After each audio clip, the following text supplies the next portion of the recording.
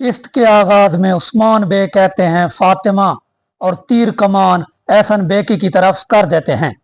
दूसरी तरफ मंगोल खातून अपनी तलवार के वार से मंगोल सिपाही को मार देती है। फातिमा खातून कहती हैं रुकें रुकें बाबा रुकें।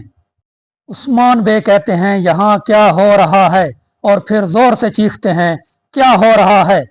एहसन बे के खातून कहती हैं उस्मान बे, जिसके जवाब में उस्मान बे कहते हैं हाँ उस्मान बे, क्या हो रहा है मुझे बताओगी या मैं तुम्हारी जान ले लूंगा।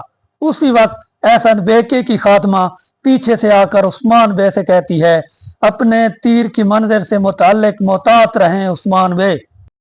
ऐन उसी वक्त उरहान बे खादिमा की गर्दन पर तलवार रख कर कहते हैं मेरी तलवार की मंजिल तुम हो खातून, पहले तुम मोहतात रहो। फातिमा खातून आगे बढ़कर कहती हैं बाबा रुक जाएं रुक जाएं रुकें ना करें बाबा, भाई अपनी तलवार नीचे करें। उरहान बे कहते हैं बीम।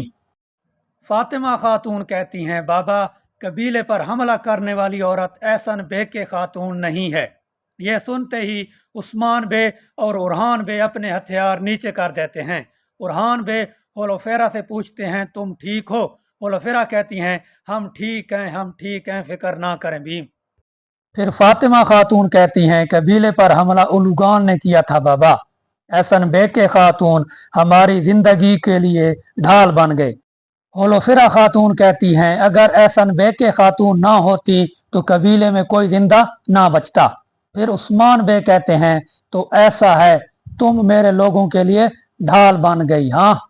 एहसन बे के खातून कहती हैं काश मैं जल्दी पहुंचकर तमाम लोगों को बचा पाती, मैंने सारगून को गद्दार उलूगान के पीछे भेजा है। उस्मान बेफिक्र ना करें, यकीनन वो अपनी सजा काटेगा।